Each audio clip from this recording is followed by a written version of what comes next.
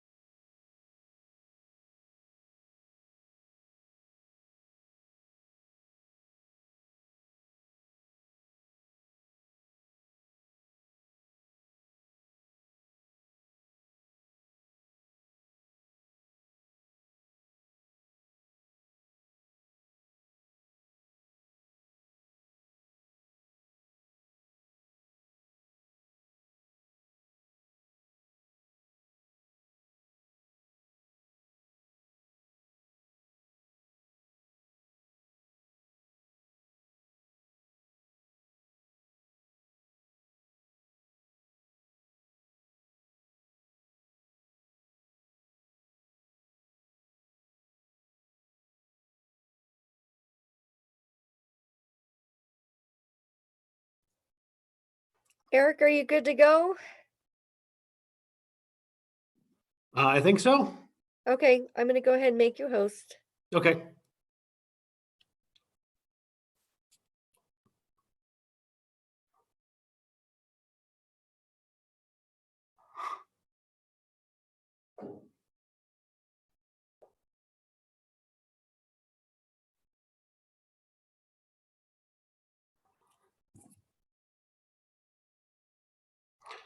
Hey, Hannah, do you prefer Hannah or Mary?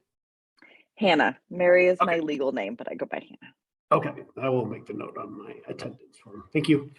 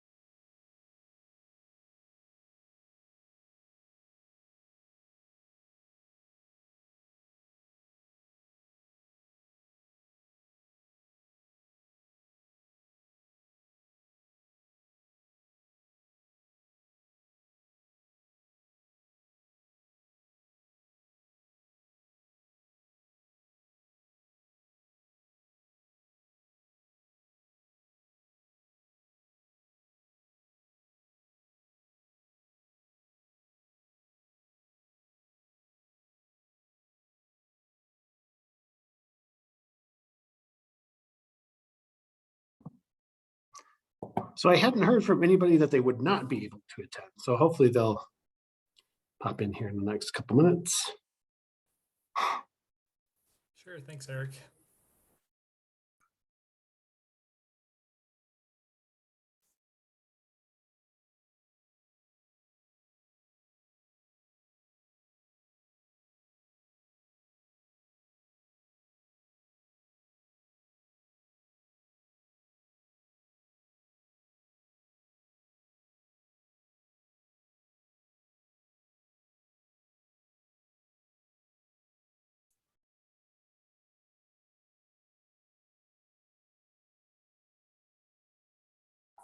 Hello.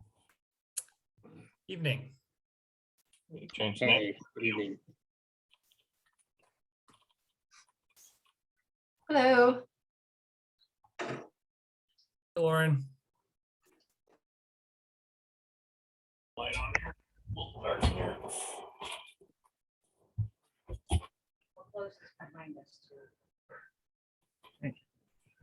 There's our boss. Hello. Hello. All right, so we have a quorum. So whenever you're ready to begin. Okay, let me bring up the agenda real fast here. Who sent that out? Is it Nancy?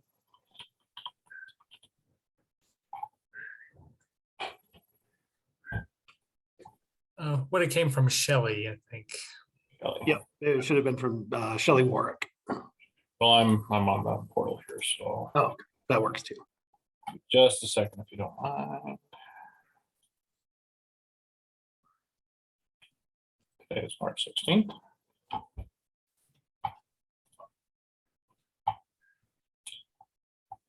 Okay, I got the agenda up. All right, ready to call the meeting to order. Time is 6:34 p.m. Approval of the minutes from the previous meeting, draft of February 16th, 2022.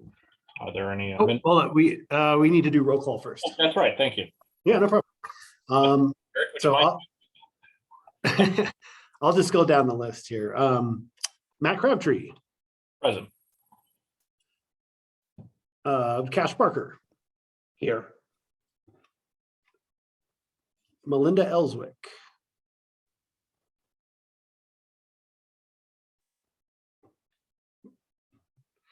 I will note that she is present even. Oh, I'm here. Thank you. Lauren Cooper, Here. Jason O'Brien, Here. CJ Cullinan. Do not see her yet. Hannah Miles Here. and Cheryl Wink. I do not see her yet. But also present for staff is Eric Sampson and Madeline Hinkfuss, as well as Victoria McDermott and Kate Parker from the City Attorney's Office, and Peter Van Rye and Steve Simon from Public Works. Awesome, thank you, Eric. Yep, you're good to go. All right, now approval of minutes of the previous meeting, draft February 16th, 2022. Are there any amendments or corrections? First, I guess we'll take a motion to approve. I'll move to approve the minutes. Is there a second? I'll second. Any discussion, amendments, or additions? Okay, not hearing any. All in favor of approving the minutes as written? Aye. Aye. Aye. Aye. Aye. Okay. All right, moving on to public forum. Don't believe we have any guests this evening, do we? Help me out here, Eric. Kate Parker, and Steve Simon and Peter Van Rye, they're staff members, is that correct? Yep. Okay, so we have no guests this evening. Yep, so I don't see any members of the public. No members of the public present. So moving on, we also had, so under B was thank you letter presented to Dave Cuesta.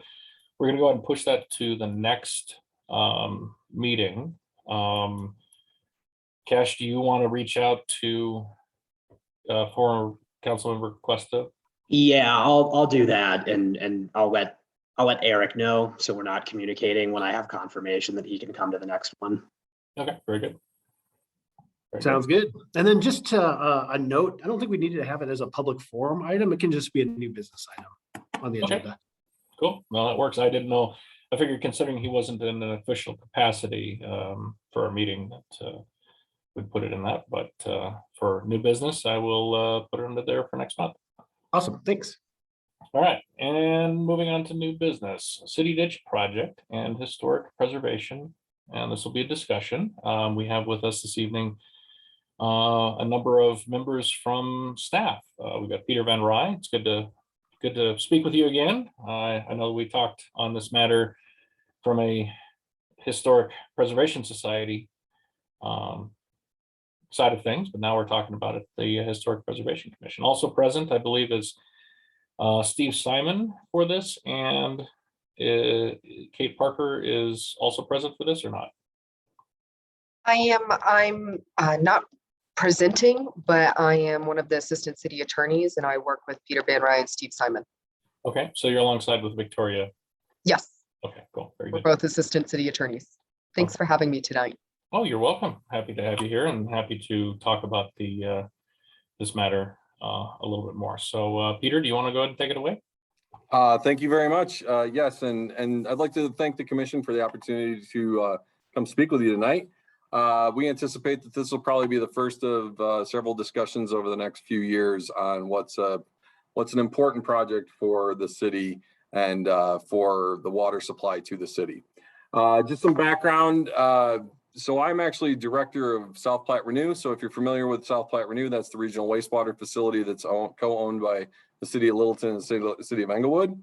And then 2 years ago today, I became director of City of Englewood Utilities as well. So I split 50-50 between those two roles because one is a joint venture between the two cities and one is a City of Englewood only. So on March 16th of 2020, I came on board as Utilities Director. And on March 17th, we sent everybody home for like 3 months for COVID. So the first few months of the utilities experience was a bit chaotic. However, in the 2 years since, we've done a lot of work to try and understand the city's utility system, specifically the water system and the sewer system, and with a significant amount of focus on the water system, since City of Englewood is fully surrounded by Denver water. So City of Englewood owns its own utility, and I'm sure many of you are aware of that. And everything around us is served by Denver water. So many years ago, the city leadership decided to keep Englewood Water as its own utility, and that's the organization that we run as part of the utilities department. With me today is Steve Simon, who's Deputy Director of Engineering for Utilities. And we're here to talk to you about a project that has started to move forward. Right now, we're still in the conceptual scoping phase of this project.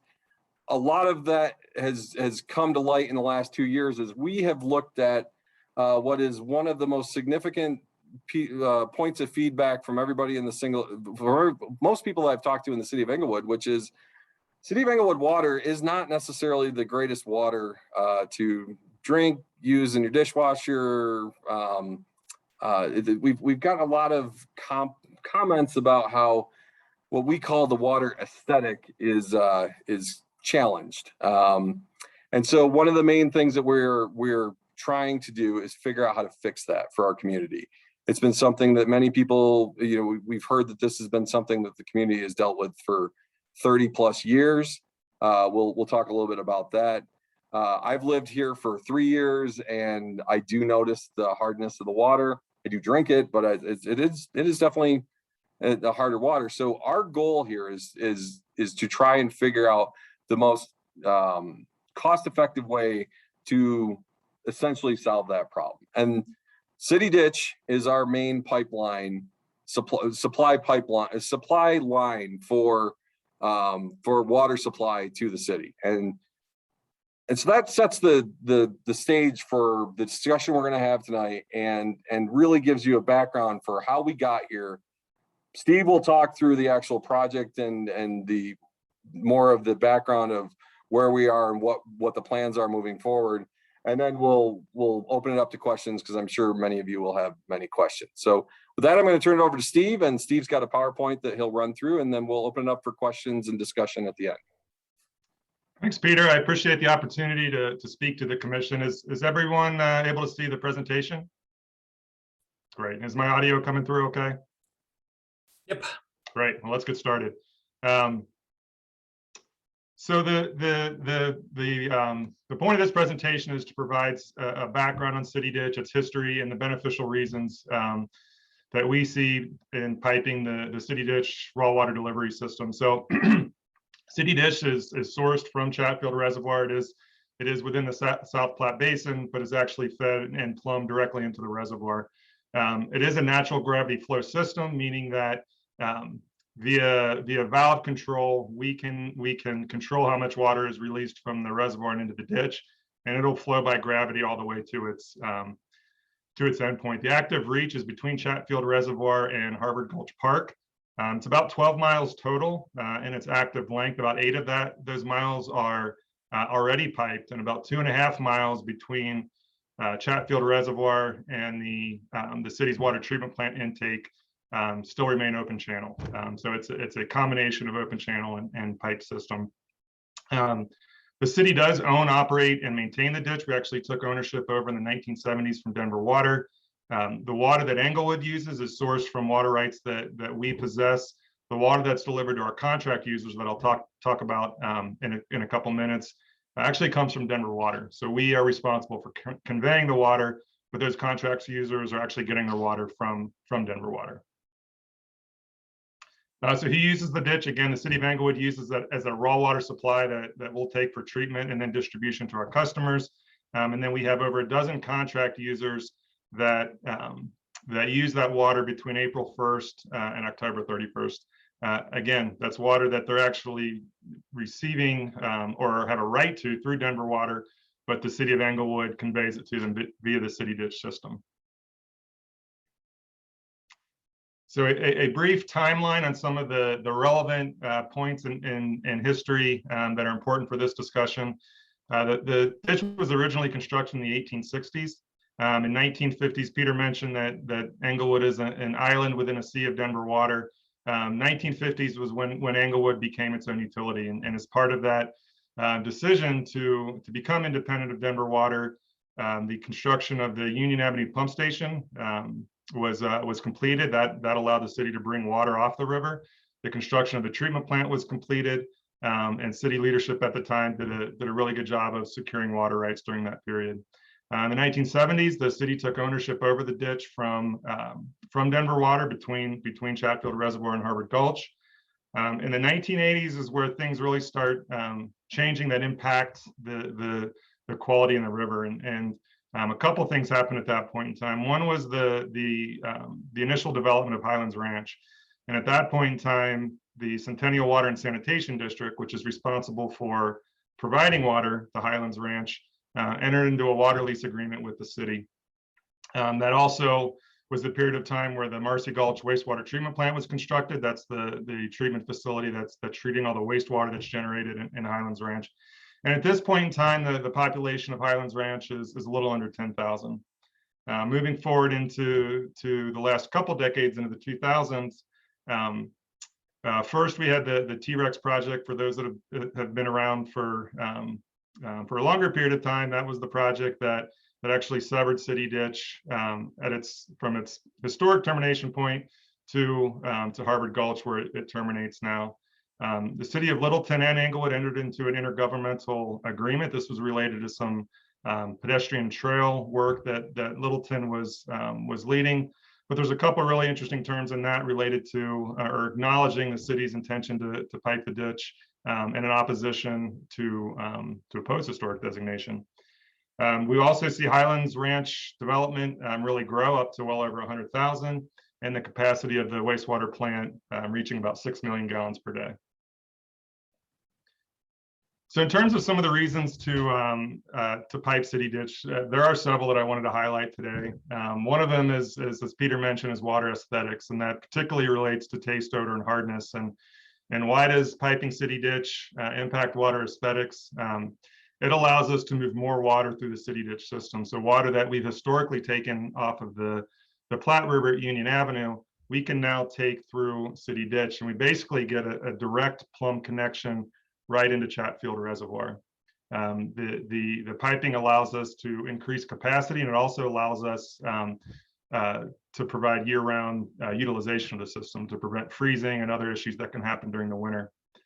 From a sustainability standpoint, I mentioned earlier that City Ditch is a gravity system, so we would be able to gravity feed water directly into the treatment plant for treatment. Our current operation is pumping off the river, and so there's associated power impacts and operations impacts related to having a pump system versus having a gravity flow system. From a resiliency standpoint, it just gives us more redundancy in our raw water system. So we have greater redundancy now, having two systems that can meet our demands. From a safety standpoint, a buried pipe is a safer piece of infrastructure than an open channel system with water flowing in it.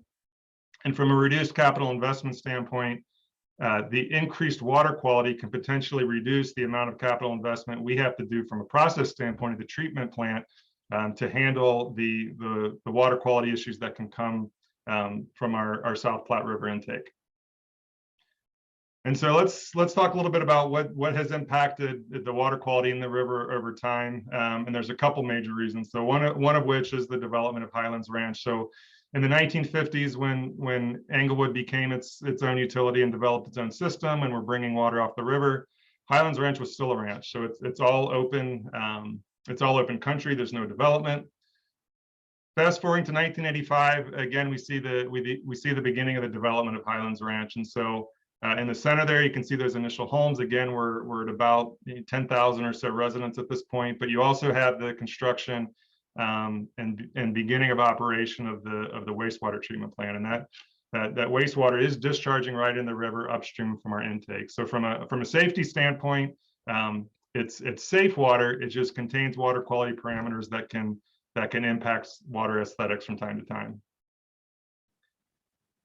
So fast forward to now, and we're almost completely developed out in Highlands Ranch, and we're well over 100,000 residents. The wastewater treatment plant is up to 6 million gallons per day capacity, so we're seeing an increase in flows from the wastewater plant into the river. And so this just summarizes that comparison. I think illustrates what the area looked like and what the watershed looked like when Englewood originally became a utility, and what that looks like now. And that's not limited to just the wastewater effluent flowing into the river. It's also all the development that's surrounding the river. And so tracking back to the mid-50s when Englewood became a utility, there's not a whole lot of development along the South Platte River corridor. So there's a lot of drainages that are going into the river. And at this point, it's mostly overland flow and is not really impacted or influenced by development. So fast forward today, and you can see that area is almost entirely built out and developed. And so that development influences the water that's going into the river. So there's stormwater collection systems that are collecting runoff from streets and parking lots, and that flow is eventually discharging in the river upstream of our intake. And again, that's all influencing the quality of the water that we're getting through our intake, which is almost due west from the Allen Water Treatment Plant. So again, Peter mentioned we're in a concept phase for this project development. We are, as part of that concept phase, we're in working on scoping out what this initial preliminary planning and concept engineering involves. And so these are the aspects of that planning phase work that will be part of this initial phase. So we'll be looking at various alternatives for piping the ditch. We'll be looking at right-of-way or what type of easement or property needs will be associated with the work, what type of permitting would be needed, the hydraulic capacity of the system. Clearly, there's going to be some interagency coordination and community outreach as well. So the purpose of a concept phase is to analyze all the different issues associated with it and basically come up with a more fully developed plan and a preliminary design for the work. For anticipated schedule, so we are again in the scoping phase now. We are tracking towards initiating the phase 1 concept activities later this year, with a detailed design potentially kicking off the later part of next year. And due to those obligations I mentioned earlier about our commitments to provide water to contract users, we may need to phase construction out over multiple seasons outside of the irrigation season, so that we can make sure that we can provide those flows to our contract users. So that concludes my portion of the presentation. We're happy to take any questions the commission may have.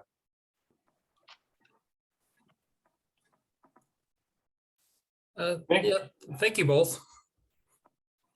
Go ahead, Jason. Oh, yeah, yeah, first, thanks. And, I guess just kind of question from some of your maps. It looks like there's already some, extensive sections that have been piped. Is that right? Yeah, and I think that, Steve, you can go back to that original map. So the project that we're talking about is piping from Chatfield to the Allen plant. When you get downstream of the Allen plant, right now we have no reason, there's no reason to pipe it.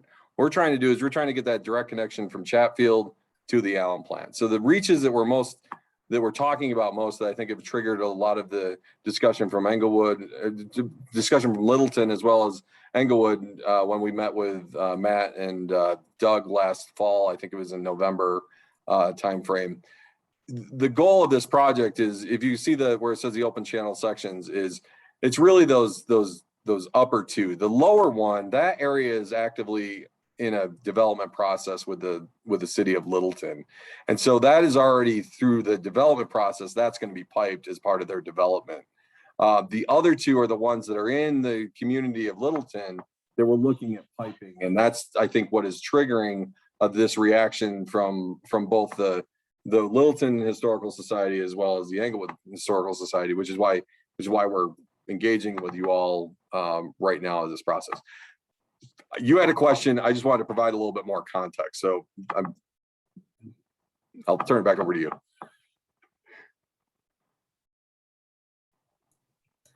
No, thanks. That was my basic question. Just kind of checking with the map and portions. And I guess just while I'm going, not to belabor things, but I would assume kind of going forward that these would require 404 permits from the Corps, as I would kind of assume these are waters of the US. So, that's more of just when you're going through your kind of planning processes, you may want to consider that there may be requirements like Section 106 consultation and stuff, which would be the responsibility of the Army Corps or other federal agencies. But just from my side of stuff, I see sometimes that not included in project timelines, and then it turns into a crunch. So just as a note there. Yeah, I think that's a really good point. For us, environmental clearance is one of the first phases that will be occurring over this first year as we're working on design.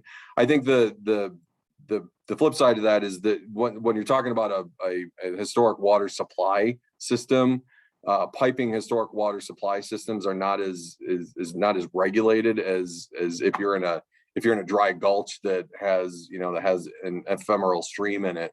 So it is something that we will be looking at. It is something we have to pay attention to. And as it relates to the Section 106 consultation that initially triggered some of this initial discussion, I'd like to give some context on that. So we've been working for the last 20 months. It feels like 20 minutes, but it feels like more than 20 minutes. 20 months on securing funding to address a backlog of significant deferred maintenance projects in the water system. And that funding mechanism is called WIFIA. It's the Water Infrastructure Financing and Innovation Act through the EPA. And is when we initially submitted a letter of interest on that, and we had a suite of projects that did not include the piping of the city ditch. As we moved forward with the development of an application, we thought of what are the broader projects that we'd be looking at potentially doing this, and we talked to the EPA and it asked if we could include this as one of the projects, because what that WIFIA funding provides is 49% funding through loan, and we come up with cash for the other 51%. That's what triggered that. The EPA process independently triggered consultation, and letters went out as part of that. Well, we received some of the feedback on that, which came back as an opposition to this approach and this project. And because the WIFIA program is so much bigger than this one project, we went back to the LOI project suite and took this back out of that so that it is not federally funded, so it does not trigger that, because we couldn't jeopardize the issuance of the other 60, well, this is about a $10 million project. We have $60 million in low interest loans that we're closing on next month. And we couldn't jeopardize that, jeopardize that whole project suite, because this project was gonna look like it was becoming contentious. And so that's how we went from, that's how the consultation initially came. And then we got the feedback and said, we can't jeopardize this other, so we pulled it back out. So this will be a non-federally funded project. It'll be funded by rates and fees independently through your basically your water bill, and will be capital funded through that. So that gives a little bit more of how the consultation was originally provided back in the fall, and why we pivoted on that, because of the importance of the broader $60 million that we're accessing. Yeah, thank you, Peter.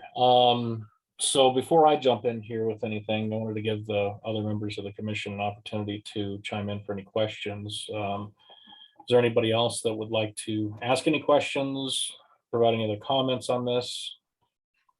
I have a question, and first of all, thank you all for being here and giving this to us. It's really interesting and good to have this background.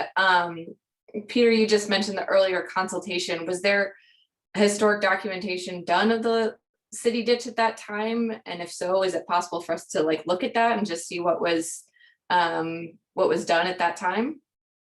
We don't know. We didn't do it. All basically the EPA sent out a notice, and this was independent of us. We actually didn't even, we only got notice from the EPA that said, hey, we got these responses. We didn't realize they were sending out that consultation as part of their due diligence on the application side of their of the project. In fact, actually, one of the things that we're working through right now that is somewhat of a hiccup, somewhat of a holdup, is one of the main things that we are funding with WIFIA as well is the replacement of lead service lines. So City of Englewood, a lot of the services that go from the pipe to the person's home are lead. And if you've been paying any attention to lead service lines over the last several years, this is something that from a federal perspective, there's a goal nationally to get these replaced as soon as possible. So we're utilizing a significant amount of that WIFIA funding to do that. One of the things that they've asked us to do is to look at a historic designation 106 consultation on the lead service line piece of that. So in reality, we're trying to solve what is an EPA driven priority. And in doing that, we're potentially delaying our low interest loans to address that priority, because of working through the possibility that as we replace an individual lead service line, that there might be some kind of a historic designation issue there.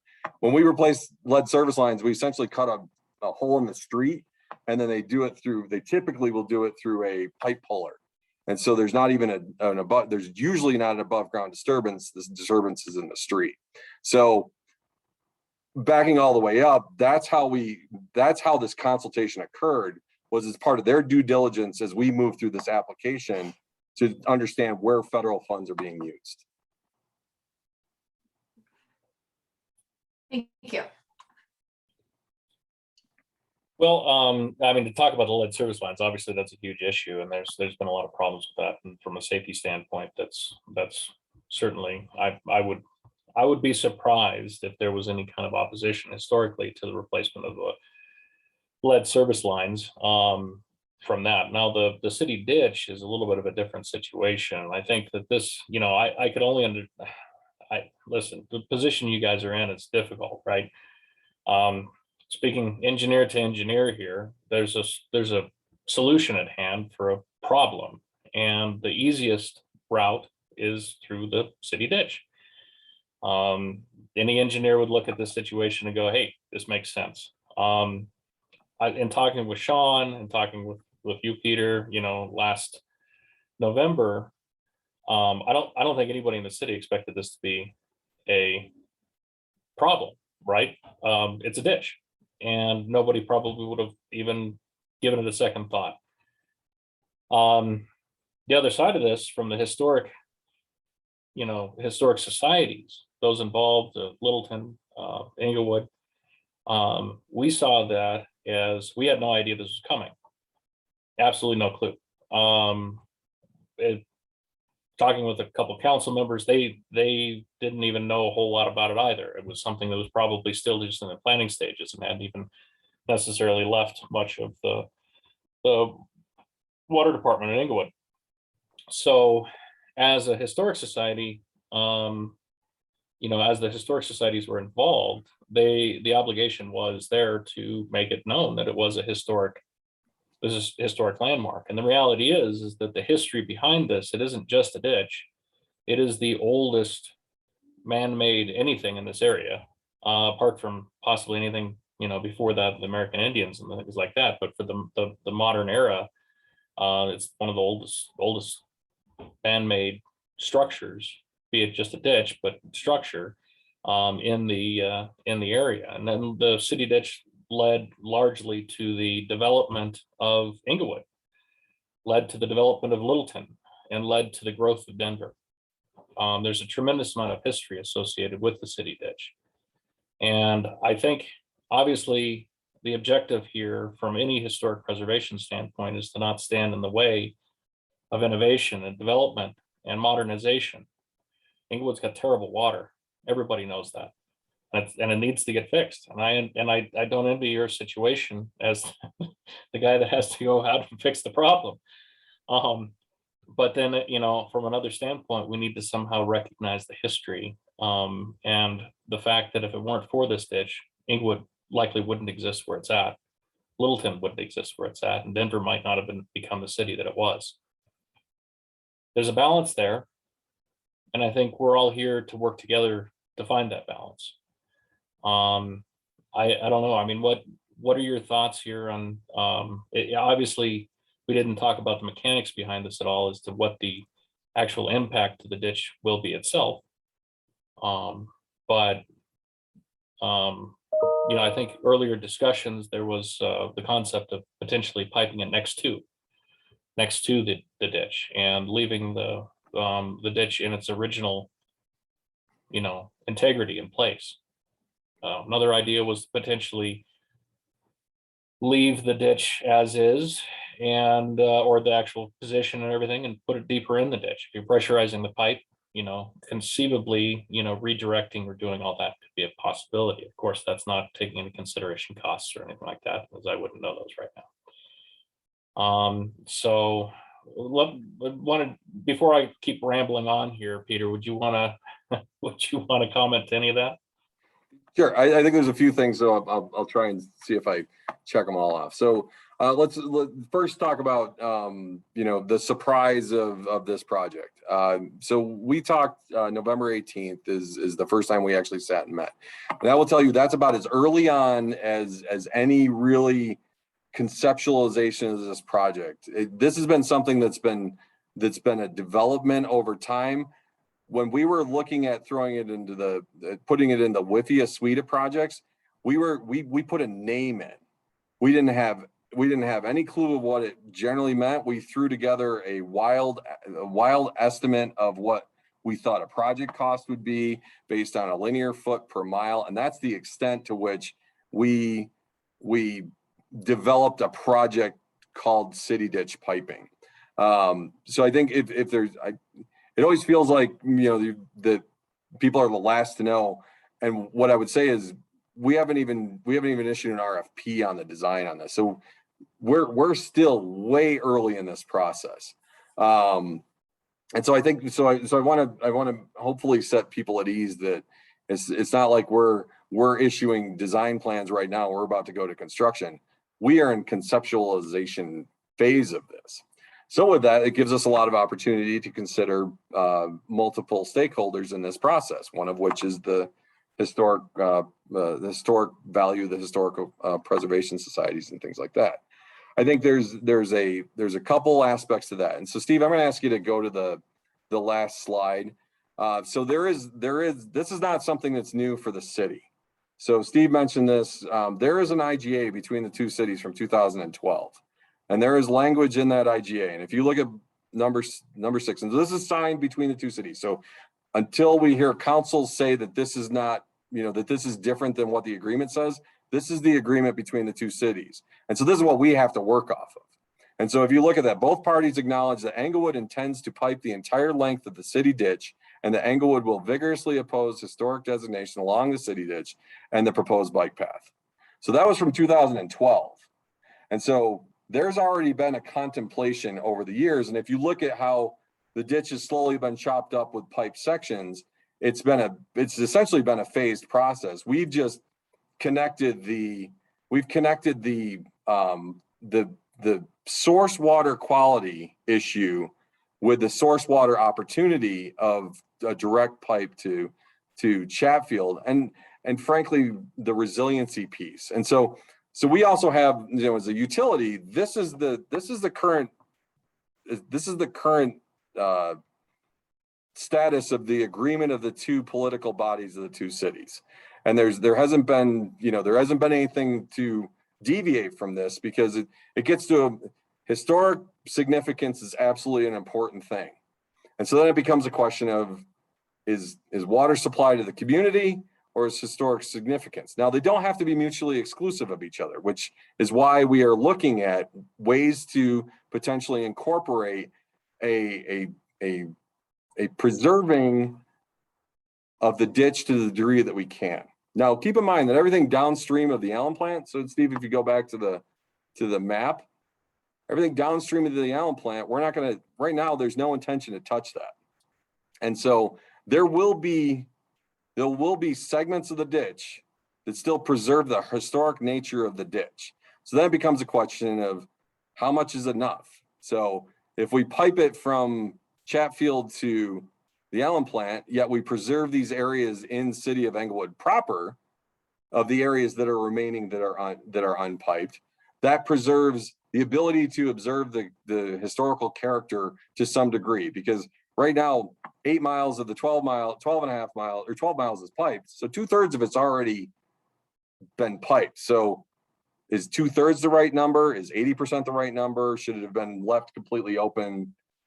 So it's, where's the right point in this, in terms of how much of preserving the historic significance is accomplishes the goal of being able to show the historic ditch in itself. So that's something to consider. As far as alternatives, we can engineer our way around any of this. It's cost. So we have a fiduciary responsibility to the ratepayers of the city of Englewood for water. So that is our primary fiduciary responsibility, is to ensure we're providing the best value for that. It does not have to be in conflict with historic significance. However, if there is a premium that's associated with that preserving that historic significance, then we have to present the difference. And then it becomes a policy decision from the council. And so if the council says, you know what, this is important enough, we are going to make sure that we are going to incorporate that cost into the rates that our water rate payers pay to preserve a historic ditch in the city of Littleton. If that's something that the council decides that they want to do, that's a decision that they get to make, and then we move forward. Or are there other funding mechanisms, grants, things like that, that can help supplement and offset that cost, such that we're providing a solution for the city of Englewood water users, and then also any premium that's required to preserve the historic significance is funded through, I don't know if it's a GOCO grant, or we've gotten some information on a few possible grants out there, but again, you have to get the grant. You have to make sure the grant covers those costs. When we presented this to the council as an informational item, the feedback we got from the council was, this was one of the comments from the council members. So this is by no means a representation of the total council. It was just a feedback point of one of the council members, was if it's going to cost more to our water ratepayers and it benefits the historic significance in the city of Littleton, then that funding difference needs to be, someone needs to come up with that funding difference independent of what we're charging our users for water. So right now, none of this is, it's not that these goals can't be accomplished. It's that things cost money. And so if we got to decide, well, not actually we, the council ultimately decides what's the priority and what's the cost of preserving that priority. I will again reiterate, in the city of Englewood, we're not touching things right now. In the city of Littleton, that's where this is a more significant issue. I think the one other key piece of this is the water regime in the ditch will change. Because the water is, so ours is water supply for drinking water. The other water is Denver water rights. And so unless someone has a water right that I know there's been discussion of, well, can we just run water down the ditch to make it still be a flowing ditch? Well, that requires a water right.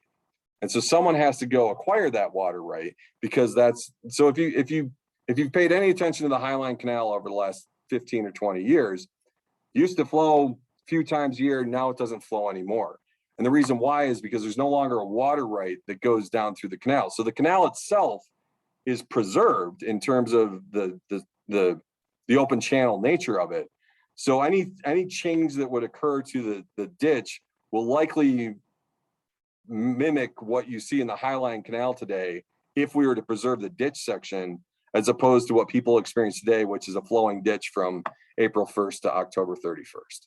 So I want to make sure people understand that there are going to be changes to the regime of the ditch that's just purely a function of water supply and is not uncommon for historic ditches in the Denver metro area. So did I get all of your, I feel like I mean, most of them. Okay. Absolutely. I have a tendency to ramble. So, you know, well, so do I. tracking on that, you know, I don't know, maybe it's an engineer thing. You just kind of keep talking until you talk too much. Which I get it. I may have gotten that feedback a couple times. Yeah.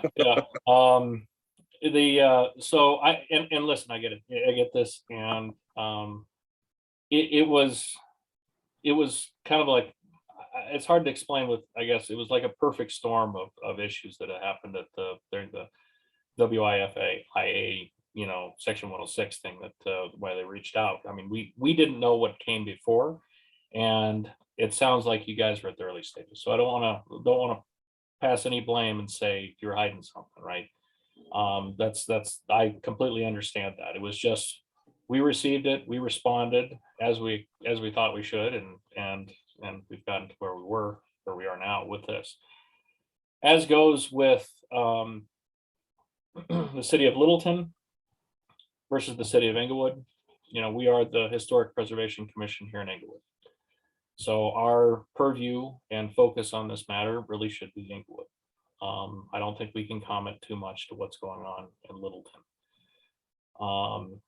I would like to, you know, kind of take a little bit of this offline with the other commission members and see what everybody thinks about it.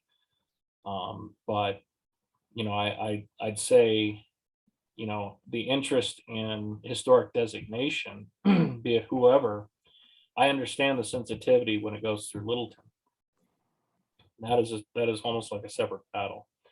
But having a historic designation on the section that includes Englewood, similar to what Denver did to preserve the ditch in Denver, I think there would be value to that. Is that something that the city, I mean, obviously I'm putting you on the spot here, and feel free that you don't have to answer the question because you may not know the answer, but would the designation of the city ditch within the city of Englewood be a consideration? So here's what I would go, and I think I can answer this. We met with some people, some individuals from Littleton who are very interested in working with us to figure out how to potentially accomplish both goals, which is to preserve as much of the ditch in its current state, to preserve the historic significance, while also recognizing that there's a cost to that. So is there a way that we can accomplish all of our goals at the same time, realizing that we both have different pressures? And so what I told them was, if we're still working together without the historic designation, without it being historic, a push for historic designation, then I think that we can work to try and solve everyone's problems. If there's a push to make this historic designation, then we go back to the 2012 IGA, which says the city of Englewood will vigorously oppose historic designation. And at that point in time, what I told them is I think that, you know, for all practical purposes, shuts the door of any opportunity to work together to try to accomplish all the goals. Because again, this was a 10-year decision 10 years ago, which I don't think is necessarily inconsistent with the goals and the priorities of the community as a whole as it relates to water supply. If anything, water supply in the last 10 years has just gotten even more of a priority in the Front Range as opposed to less of a priority. And so our goal is to work together, and historic designation creates an obstacle that we think could potentially impact that, but also is inconsistent with the council's directive as it stands right now. And then that's what I have to operate off of, is where's the council right now? And it's that IGA. So our goal is to solve the problems together. I think if we start talking about historic designation, that somewhat closes that opportunity. Sure. Well, and I see that Melinda has her hand up, so I'll go ahead and let her jump in here. I'll mute myself. Melinda, go ahead. Okay.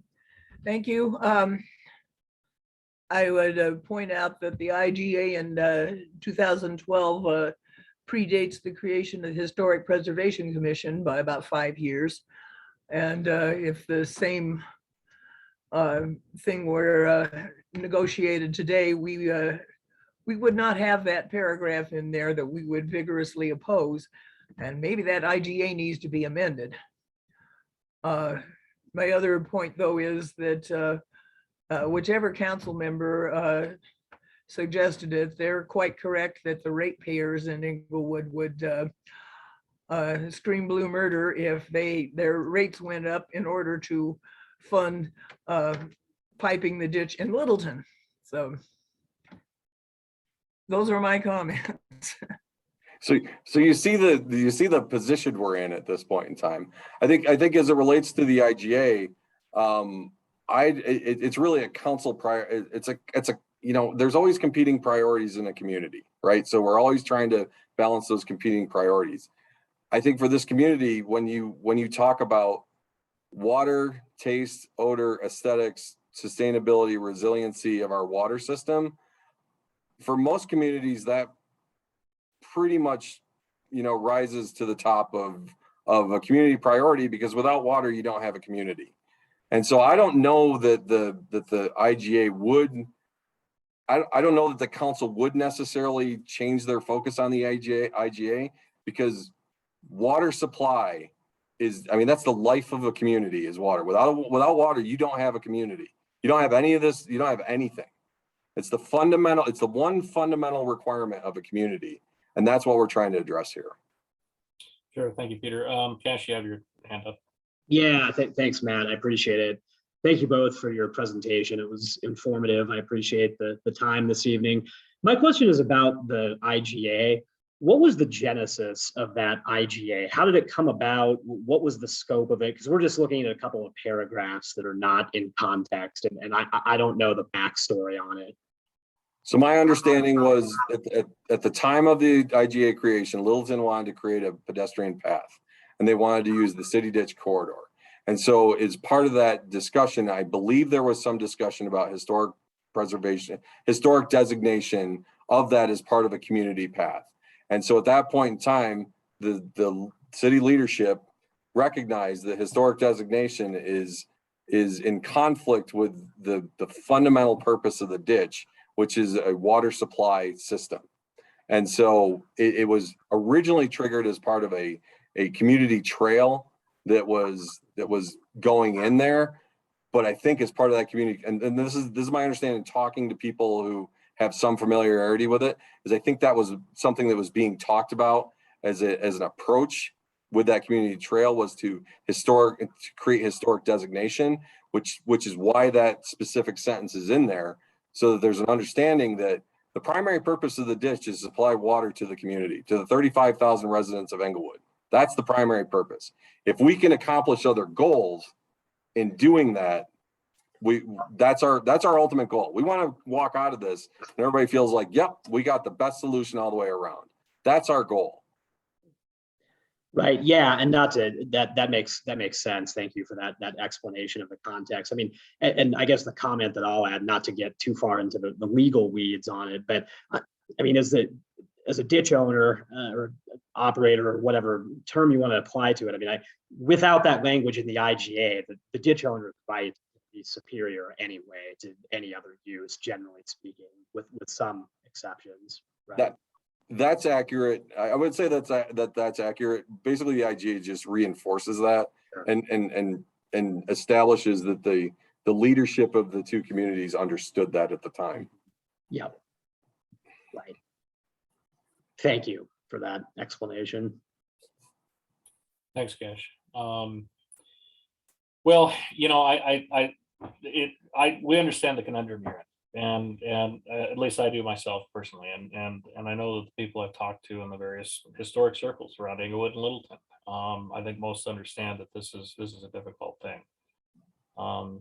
You know, I remind the commission that we're a purview to the city of Englewood. We're part of the city of Englewood, so we have to look out for what's best for the city of Englewood from a historic standpoint. That being said, I'd say, you know, we all give this some thought and give it some time. But Peter, you know, same as I've said back in November, you know, when I was on the call with Doug and as part of the Historic Society, you know, now I'm saying it also on the commission here. Let's keep in touch on this. Let's keep this a collaborative nature. I think there's an opportunity here to get to a we position, a middle ground, an opportunity to get to something that works best financially, works best historically, and works best from the community standpoint. I don't think, I mean, honestly, if we were to push this heavily and end up causing a problem and Englewood, you know, water users, you know, the quality doesn't get any better and things get more expensive, well, tar and feathering and torches and pitchforks is not something that I'm particularly interested in myself. So, because I think, you know, water is important to Englewood, and Englewood has the unique opportunity of having water rights that they do. A lot of communities didn't have the foresight that our founding fathers did in the 1950s. It's important to protect that. You know, and it's also important to understand that that's a historic part of our community, along with the ditch being a historic part of our community. So however we can work together on this to keep the communication channels open and collaborate, I think is a good place for us to go. But we'll definitely take this offline also, and on a separate discussion point, likely discuss this in the near future as a commission. I see you have one other commission member. I think. Oh, I'm sorry. Thank you for that. Jason, go ahead.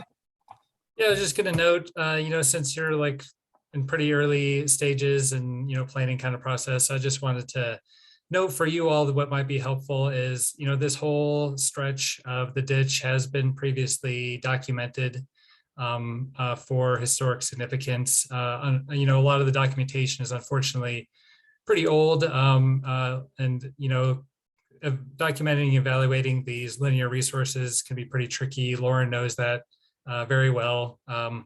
So some of the information can be a little confusing, but just so you know, there are forms out there that document this ditch from a historical significance standpoint, and those are meant to be used as planning documents and stuff as well. That's kind of what they came out of previous Section 106 consultation.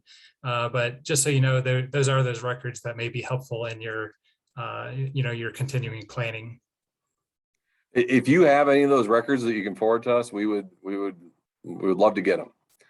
Because again, that'll help inform our approach to it as well.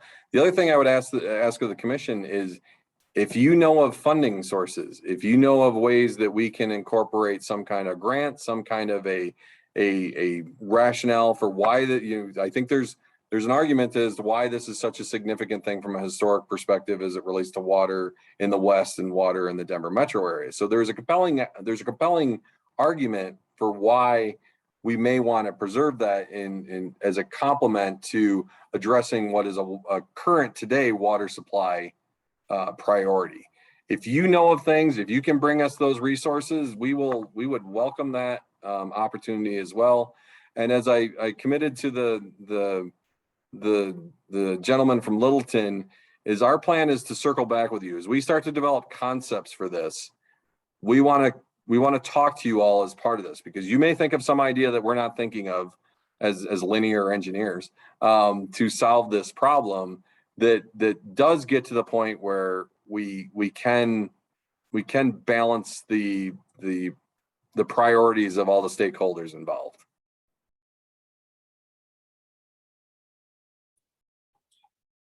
All right, Peter, thank you for your time. Actually, so Peter and Steve and all the others, thank you for your time on this.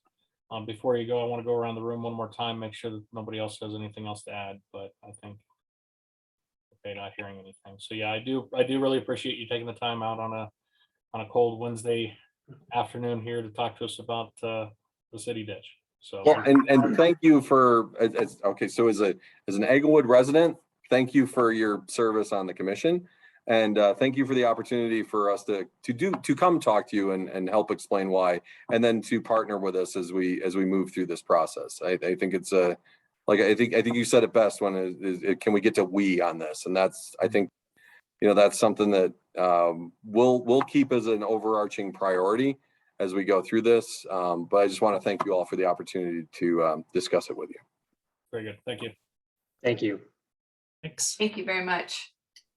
Thank you. All righty, we're moving on to the next topic, which is somewhat loosely also related, Section 106 reviews. This would be an update. I believe the Englewood City Attorney's Office had responded to Eric and myself, and I'm not sure if that went to the other commission members or not, but comments related to Section 106. Assistant City Attorney Victoria McDermott, did I get that right? I'm sorry. McDermott, yes. No, you got it right. Thanks for asking. Okay. You'll be present to address this question. Yes, and thank you for bringing the question to us. I'm happy to address it to the best that we can. So, I mean, as you're aware, based on this conversation that has been taking place so far this evening, federal agencies are required to engage in what's called a consultation with the State Historic Preservation Office to determine if any federally funded or permitted activities may have an adverse effect on historic properties. The requirement for this is set out in the National Historic Preservation Act under Section 106, which is where it's loosely referred to as a Section 106 review.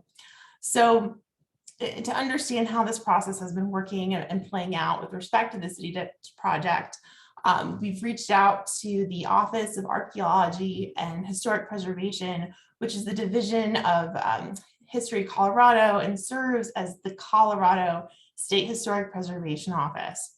We've also reached out to an EPA representative who's been involved with the Section 106 review concerning the City Ditch project to get a better understanding on what process that representative utilized and reaching out and contacting agencies. And basically what we've learned, and as I've indicated in the email that I sent to you, Matt, is that there is a list of local agencies that the State Historic Preservation Office maintains. However, that list is from 2017. It's an outdated list. And for Englewood contacts, there's a former employee whose contact was listed. That former employee was a senior planner in the Community Development Office and seems to have been listed as a Planning and Zoning Commission staff liaison. Additionally, so when the EPA representative used that email to try to reach out, that she received an email bounce back. She then went through using the internet and Google searches, and this is based off of what she's represented to me. I was not involved in this process, so please forgive that I'm relaying information that I've received. She did this Google review. She was able to find the Historic Preservation Commission. However, the website before, the commission doesn't have any commission member contacts. So, but what she was also able to find was the information for the nonprofit, the Historic Preservation Society, and she did send notice to their attention. So there's one thing that we are doing currently. Eric Sampson and Community Development is reaching out to the State Historic Preservation Office to update the contact information so that it is going to someone that can actually respond to it. And also one thing that we can also do is update the website so that current commission members are listed, so that to the extent that there are future projects where your input is necessary to respond, that information is available. Okay, thank you for that. Thank Absolutely. you. It's great that you know, these little things, you look into it a little bit deeper and you go, oh, well, that person's not on the list anymore. That person doesn't work in the city anymore. So it's going. I'm really happy that the city took the time to check into this. It's really good. Obviously, the Englewood Historic Preservation Society is listed as one of the contacts on there, and I believe that there are some matters that do get sent to. Now, the Englewood Historic Preservation Society is a private organization, and I believe there's some issues that get sent to them that probably are better suited for the Historic Preservation Commission itself, or to be CC'd, you know, on it at the same time to offer the input. From the standpoint of the commission, is it possible to just have a basic contact for the commission itself, like an email address, or does it have to be addressed to an individual? Sorry. I can hop in here real quick. So I kind of talked with the Brad Power, the Community Development Director, about this. And he suggested having everything come through me with the updated SHPO information to serve as kind of the conduit between SHPO and the Historic Preservation Commission. So basically anything that would come my way, I would forward on to you guys, just to keep it kind of par for the course, if you will. And I'll just say that as someone who is constantly sending out these letters to commissions across the state, having a staff person that's kind of typically how it is for commissions. There's a staff liaison that they go to. And yeah, there's some cities that just have a blank email with no contact person, and that's not really preferable because you need to address the letter to someone. So it is typically the staff liaison.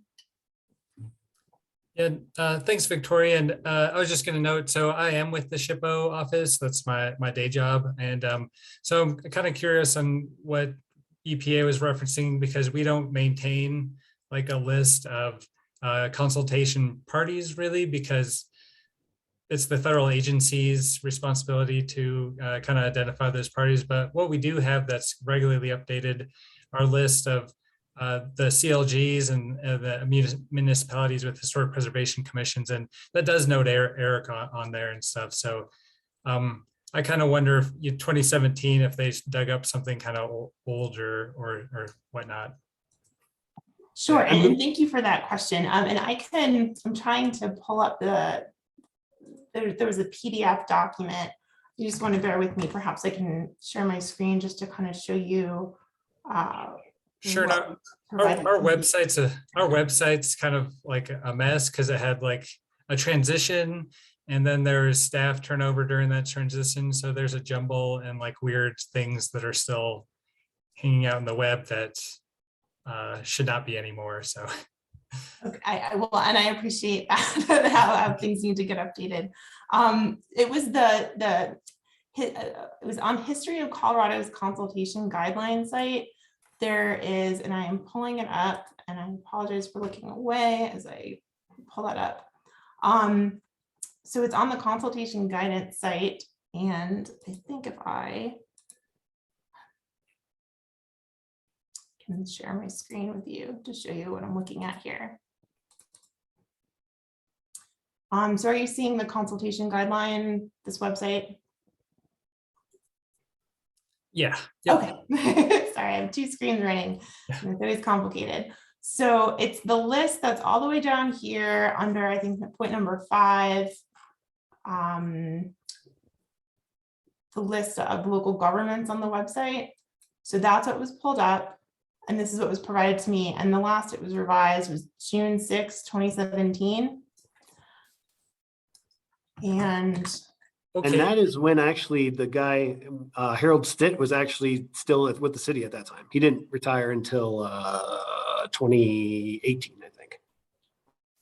that's good information to know. So that may be why this person was still listed at the time. And then this is the information that the EPA representative accessed. So it's Harold Stitt, senior planner. Again, it's listed as Planning and Zoning Commission, which my understanding would have been that, as indicated, he would have been a staff liaison for that commission. And then this was the information that was available to the representative. She said she accessed the email, and that's when she was receiving that bounce back. Okay, thanks. What it looks like to me is somebody never updated the PDF that's associated with that link, because we do have updated version of that document elsewhere on our website, but that's good to know. Again, that's one of those things that got probably lost in transition. So thank you. Of course, and yeah, we can get this updated and make sure that whoever needs to contact anybody can have the current information. That, obviously that's what we want.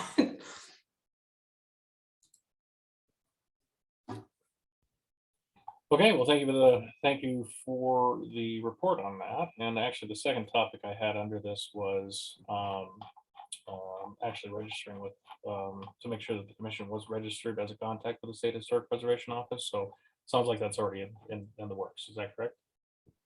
Yes, that's correct. Okay, cool, perfect, thanks. And technically, it's like I said, technically it's done. It's just not that document. Okay. So Eric is on the updated version that's elsewhere on our website. So I'll let folks know, or I can find some time to change that PDF myself. Okay, and we'll be reaching out. Well, I guess Eric will be reaching out to make sure that his contact information is indicated as well.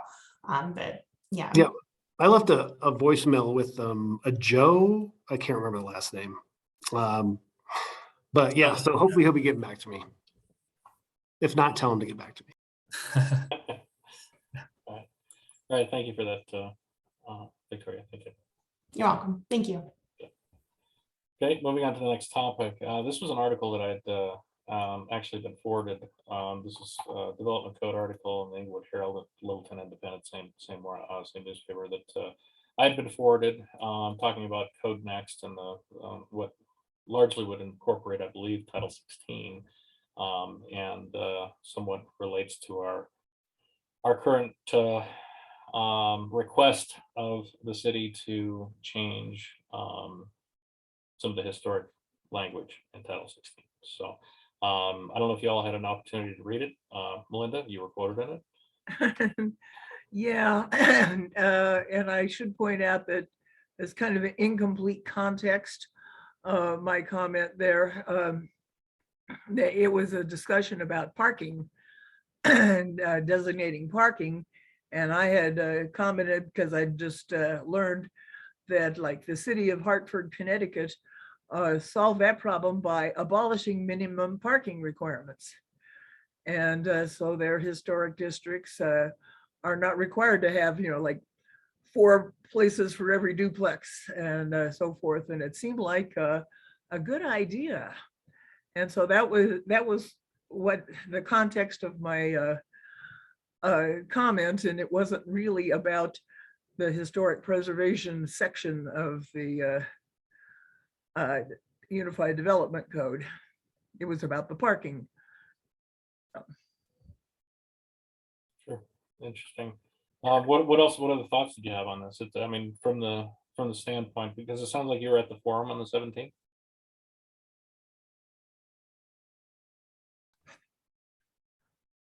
Yeah, I mean, and part of it was, the environmental issues of the thing, because I'm also a member of CASE, and they're very big on the sustainability issues. And there's some CASE members that are on the commission that's reviewing the development code or will be reviewing it. So that I want to keep on their good side. Well, it's interesting, and I wanted to include this along in the packet just so that everybody had the opportunity to see it as this relates to, I would imagine this relates to Title 16, and they're saying over the next 10-month period that things will move forward on this. The way the article makes it sound like they're focusing on high density residential as the future for Englewood is the focus for this, which is interesting. That would be in opposition to a lot of the things that I think, from a Title 16 standpoint and historic preservation, that kind of unfortunately defeats that purpose. But more of an FYI, and if it had sparked a discussion, we could continue on that. But if I see anything else, I'll continue to pass it along. Anybody else have any other comments on this or thoughts? I just have a question, I guess. Like, I know we've submitted what we'd like to see changed in our section, but I mean, is there going to be any other, like, can we be involved in any other discussion with this as it moves on and as it moves forward? I can hop in and answer that. Yeah, absolutely. So there's going to be a couple public outreach events coming up in April, and I can't remember, it's going to be 2 in April or 1 in April, 1 in May. Anyway, but they're going to be coming up pretty soon, and I'll make sure that I send the invite to all you guys so that you're able to attend if you want to. But that'll be the purpose of these meetings, is to gather public feedback and yeah, basically listen to what people like to see addressed in the code change. Okay, I guess I mean it more from like a commission perspective, like, in a more, I guess, official capacity rather than just as public citizens. Oh, sure. And that, yeah, I believe that is something that can be done similar. And okay, Vicky's still online, so she can correct me if I'm wrong on this, but I think you can kind of like the letter that you had drafted to council for I'm sorry, I can't remember what the letter was that you guys got together and drafted, but similar to that. That was And about basically preserving the last vestige of Cinderella City. that was it. Thank you. Yeah, something similar along those lines. I think that is kind of like the protocol in that situation, but again, Vicky, correct me if I'm wrong. I'm not 100% on this. Yeah, no, thanks for the question. And I don't think Eric's wrong. I think that would be the process to go through to get that connection and more engaged in the Code Next project. But let me, I want to double check that, and I can follow back up with the commission if there's another process to be utilized. Yeah, I'm sorry, I don't have the exact information at the top of my head. That's totally. No, thank you. And I guess the question first is, I mean, I think we should be involved, but do other commissioner members agree, or, Yes. Yes, we spent a lot of time on this.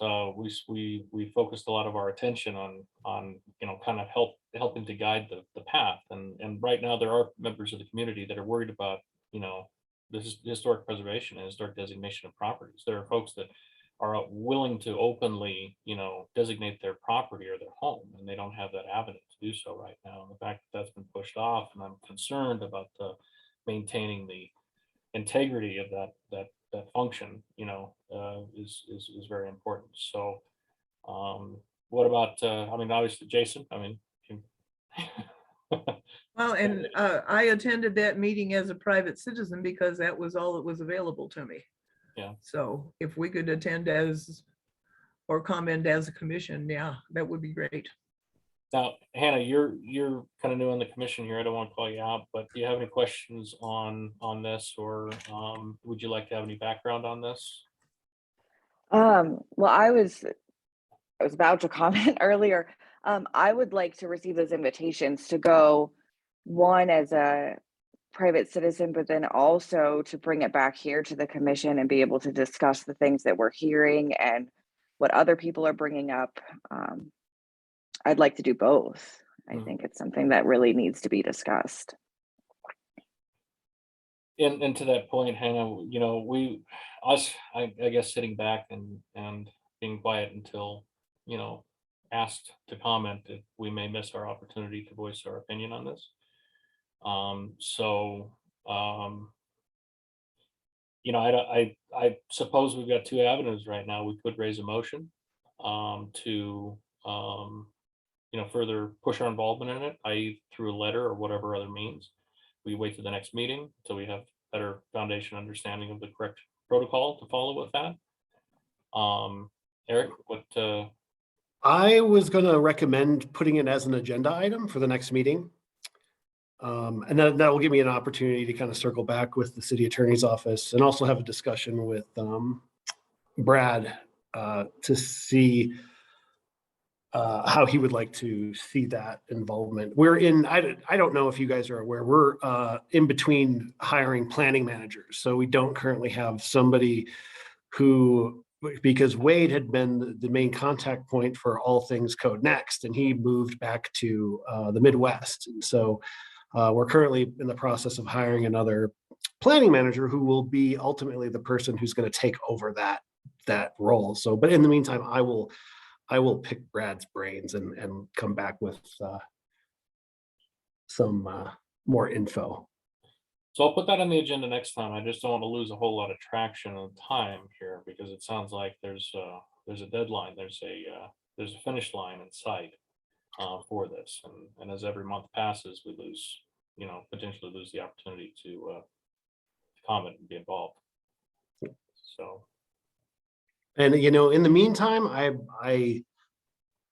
don't know, I'm not sure. I think it's like April. I'm not gonna even say, I'm not even gonna make a guess there, but I know the first public outreach meeting, if you are allowed at that point to just go as an Englewood citizen, just respect the quorum of HPC stuff, social distance or whatever.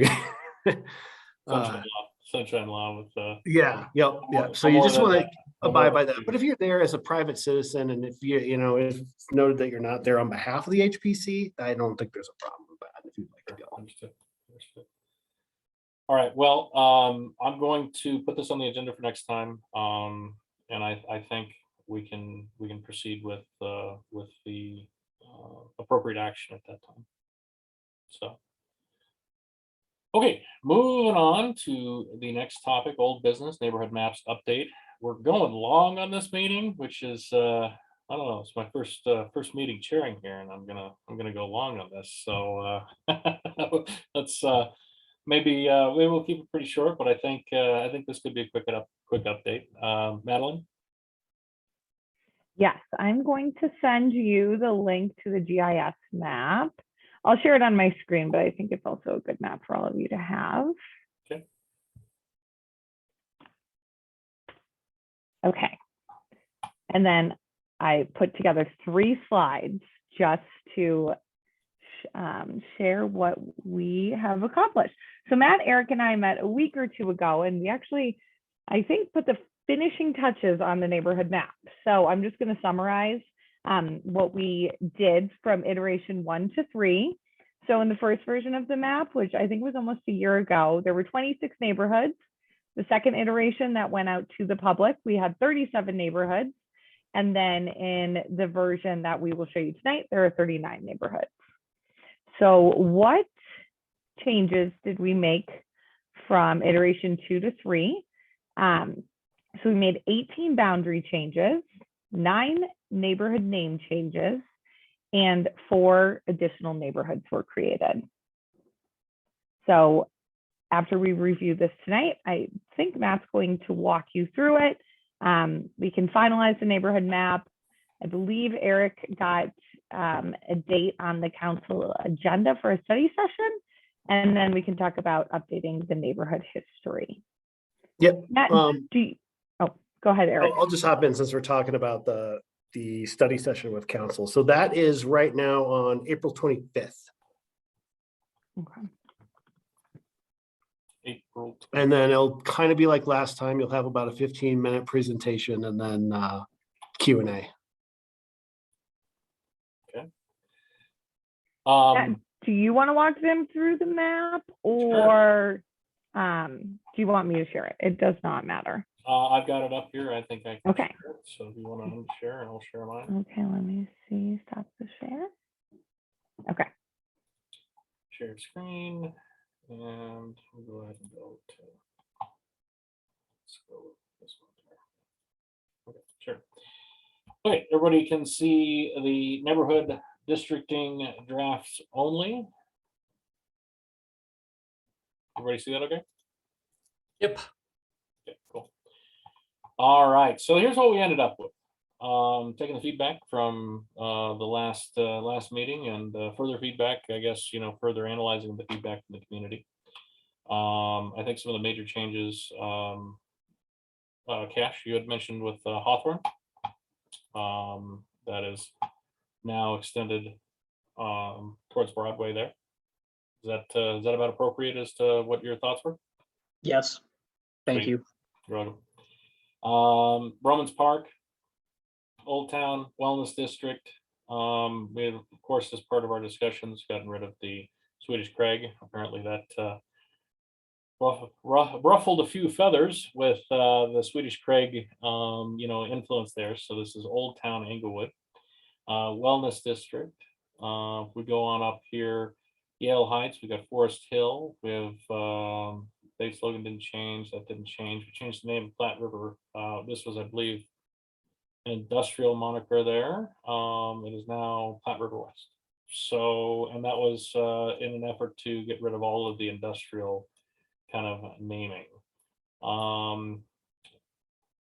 This all, I mean, pretty much the boundaries all stayed the same here. There's slight changes, I think, here with Jason Park Rotella and Romans Park, I think, had slight changes with borders there. Belle Isle, that's one of the names. There is really nothing that I could find historically in this area. There may be something out there that I just haven't seen, but nothing that I found historically in this area that really defines a name just really stand out. And Belle Isle is one of the subdivisions that was originally developed in that area. The problem is in a lot of these areas, there's a lot of industrial uses along here. So the subdivisions are industrially named. So we don't want to name something after a company as a neighborhood is kind of my thoughts. So that being Belle Isle was the closest thing to kind of a what appeared to be a comforting kind of name that we could settle to, that didn't have any kind of corporate or commercial attachment. Overall, not a whole lot of changes down here. There was the Cherlin and South Broadway. I think there was previous discussions there. Scarrett's, this division, this was renamed as Scarrett's in here, which I think is appropriate because that's where the Scarrett House is.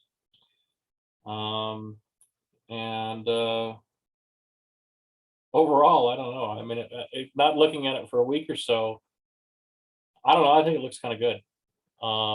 We'll see how the community responds to it and how they adopt it. But do we have any feedback, any opinions, any ideas, thoughts? Just a big thank you for all the work you guys have put into this. It's really impressive and it looks great. Looks really good. Yeah, I thank see you. that Jackson's Broadway Heights is sort of disappeared. And I can think of at least one person who's going to comment about that. Must be now. Did disappear. That is correct. Yeah. Did. Just be warned. I really like that Cinderella City is still on there. That was my my big one. Thank you for that, Hannah. Thank you. Yeah, I was just gonna say, this looks as close to done as you can get. I mean, we're not gonna be able to please every single person in town. So thank you, like Lauren said. Yeah, so we'll see. I mean, Madeline, what are the next steps? Well, I will thank Matt. He has put in a lot of hours on this. We've had a lot of noon meetings. So thank you for always being willing to meet. So the next steps are we will put together a presentation to council for council on the 25th. If you click, Matt, on those neighborhoods, like just any neighborhood, as you can see, some of the old information has come up. So I'm not sure, I don't think it needs to be done before we go to council, but I'm not sure if this is something that the commission wants to work on, just getting together some of the history for the neighborhood so people can refer to them. I'm happy to work on that. I can't guarantee any timeline for doing it, but No, that sounds great. I can definitely put some effort into that.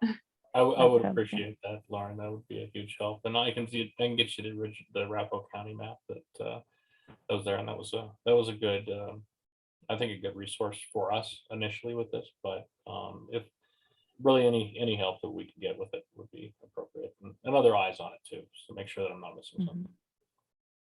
And the foundation was definitely laid. There's so much great information out there. We just have to shift it a little bit for this map. And then the other task I've been working on is just making a list of the changes that we have made from iteration 2 to 3, just so we can list that on the Englewood Engaged page. So if people ask, why is Swedish Craig no longer there, we can refer to the feedback that we received and say, a lot of people, we heard that people did not like that name, so we did change it to something more historical. So I'm just working on that and hoping to get that done in the next probably month, and we can discuss that at the April meeting, if that's okay. That'll be good. So I'll put this on the agenda for the next meeting, and because we will be meeting ahead. So April 25th. So yeah, we'll be meeting the week prior to that. Just a heads up, I will need all the presentation materials by Friday the 15th. Okay. Actually, I take that back. Thursday the 14th, because I will be out of town on the. Sounds good. I will work on that. Okay. So I'll put this as an Englewood Match Project update for the next meeting. Okay. Awesome. Any other questions for me? Yeah, anybody have any questions for Madeline? Okay. Cool, not seeing any. Real quick question, Melinda. Jackson Broadway Heights. Do I know the person that's going to get upset? Yeah, you probably do. I'm sure it's going to be Janice Brown. Interesting. Okay. This is the challenge with this, is you cannot make everybody happy. Yeah. Yeah, James Brown. All right, well, let's all kind of sit on this and think about it. If you see anything else, if you wouldn't mind taking a closer look at it, everybody, before we get to council, if there's any other final last minute changes. Overall, Melinda, do you agree with everything else in there? Yes. Good. It's an amazing job. Good. And we've still got Strayers Broadway Heights. Yes, we do. Right there. Yes. I'd fight for that one. Well, not really. At least one of the other chronic complainers lives in Strayers Broadway Heights, so she won't be complaining.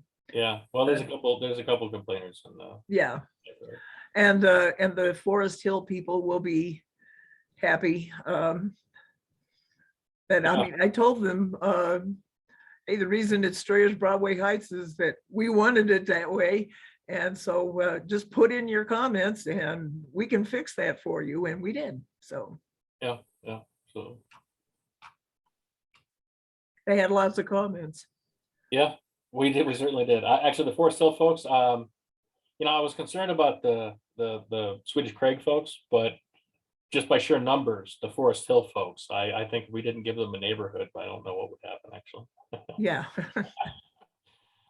Well, because I mean, they're already there for, what the project was of, making a neighborhood feel like a neighborhood and everybody working together.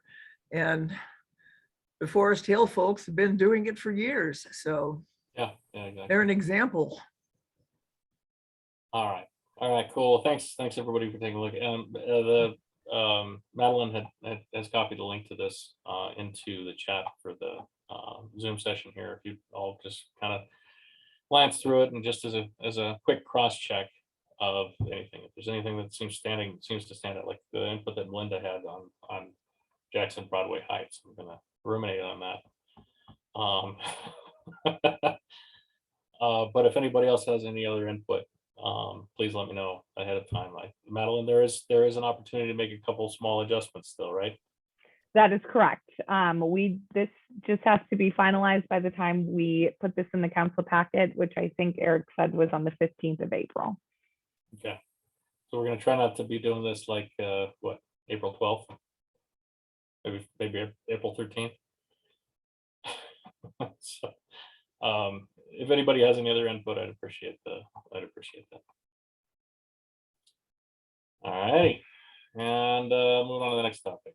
Historic survey progress report from Pinyon, follow-up from previous meeting. This was pushed from the last agenda. I don't have any context associated with it. I'm just moving it along. Eric, do you have any update? Nope, my only update was going to be the study session with council. We got that out of the way. So Okay. That's it for me. So help me out historically here, Melinda, Lauren, other folks that have been involved with opinion stuff. Where are we at with this? Is this something that's still in flux, or is it finalized? And it seemed like there was something from the last meeting that needed to be continued. Yes. I thought someone from Pinyon was going to be coming to present to us. Oh yeah. Oops, sorry about that. Yeah, no. So that is still, there's really no update from last month. I have not heard anything from Ashley again, but the next thing we should be getting is the draft of the historic survey. So I sent her an email last week asking for an update, but I hadn't heard back. So I will reach out to her again because I know we're supposed to be getting this anytime. So hopefully I can figure out what's up. Very good. All right, well, I'll keep it on the agenda for next meeting. And I yes. just have one more thought on that. I mean, we wanted her to come and like present to us. Can we ask her that again to do that at the April meeting and just get that on the agenda if possible, if she's available? Sure. Okay, thank you for that. Yeah, I'll reach out. I'll actually just reach out to her again tomorrow and just see if what the situation is. And I would like her to come and give an update, and hopefully at that time the draft will be ready. And we'd all like to see the draft at any time before the meeting too.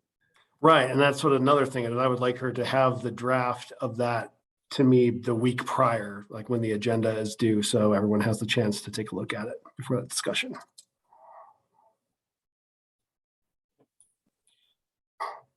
Very good. Thank you for that. Thank you, Lauren, for the request. Okay, moving on. Staff's choice. Eric? Oh, that was sorry, I thought we were on staff's choice when I was talking about the city council study session. So that was going to be my staff's choice. So, All right, well, I'll mark that down in my notes here. So it's April what? 25th. 25th. City council. Okay. Is that, I'm supposed to be in trial that day, so that may not be something I can come to. I assume not everyone is needed for that. No, I was thinking like maybe having two HPC members. Okay. Matt for sure, and then maybe someone else. It's just, yeah, it's like when I'm in trial, it's like a 24/7 operation. It's hard to do much else. Yeah, that shouldn't be a problem. Well, so we can start thinking about this ahead of time. Anybody want to come with me to council meeting? I hear they're fun and exciting, a little bit of stress, but wow. I would be happy to. All right. Come. My hotel opens. Our grand opening is the next day. but I should be able to come just fine. That'll be like my reprieve before it goes absolutely insane the next day. So I'd be happy to be there. All right, very good, cool. So we'll go with that. And, I might If be that's out all of right with town. you. Oh. I'd love to. I might be out of town, but if I'm here, I'm happy to join as well. I will let you know in the coming week or so if I can attend. I appreciate that. I mean, it's good to have a good showing, and you know, if it's one or two or three people that actually sit at the table there, I mean, it'd be great to have three actually, the more the merrier. But even having the folks sitting in the audience, you know, from the commission, just as a matter of support would be good. So Hannah, glad to have you. That'd be fantastic. And Lauren, if you can come, that'd be cool too. So, Well, and I've been having some medical issues, but if I'm in reasonable health, then I'll certainly try to be there too. cool. Thank you. Great. Moving along to Commissioner's Choice. I'll go ahead and go down the line here, the order of the video. So Jason, do you have anything for Commissioner's Choice? I don't, except for I was just going to note for Eric, I updated that link, so that should be good. I just did it, so I didn't forget. So Awesome, thank you. Okay. Lauren? Nothing here. Yeah. Cash? No, thank you. Okay. Melinda? No, thank you. Well, I do have one thing. I'm doing so the Tesla talks moved around a few times here. So sent out an update to the that Eric had sent out to the rest of the commission here. I'm doing my Tesla talk again on April 7th. Let me get the details of the location here. I sent that to you, Eric. Stand by.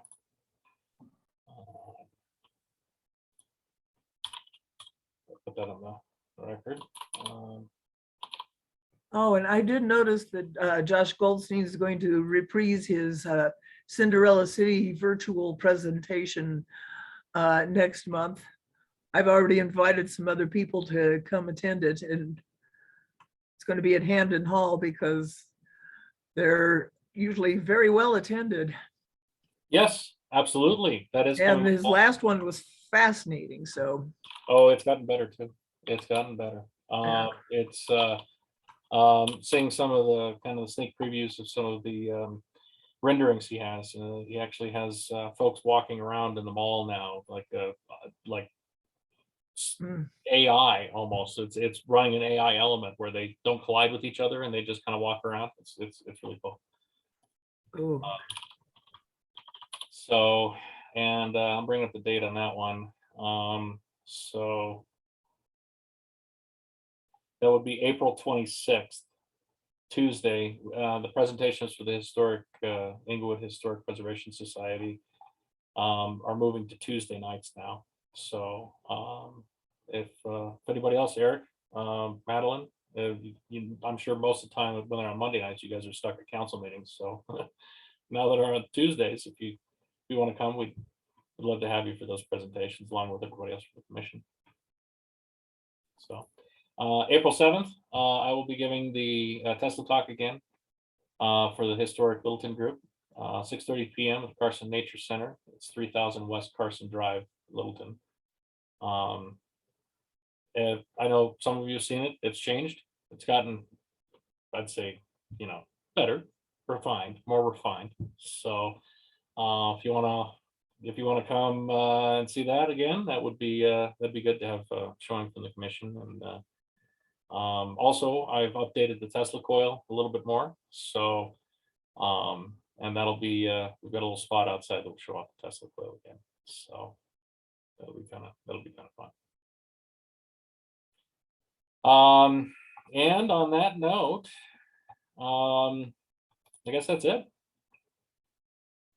Anything else to add? Okay. 8:11 p.m. That's not too bad. I think we got a lot of content in a short period of time. So just need the motion to go home. All right. Well, how about be at home but end the meeting? Yeah. I'll move to adjourn. Thank you, Gash. Have a good night, everybody. We don't- And just note that meeting ended at 8:12. Okay, fix it. We don't need a motion on any of that. Is that correct? No, Alright, so did I a get a second on that though? Yes, second. I'll second that. Okay, thank you. Bear with me. It's my first meeting as a chair. All right, now we can go. Good job, Matt. And all in favor say bye. Yeah. See ya. Bye, Hi, everybody. everyone. All right, thanks, everybody.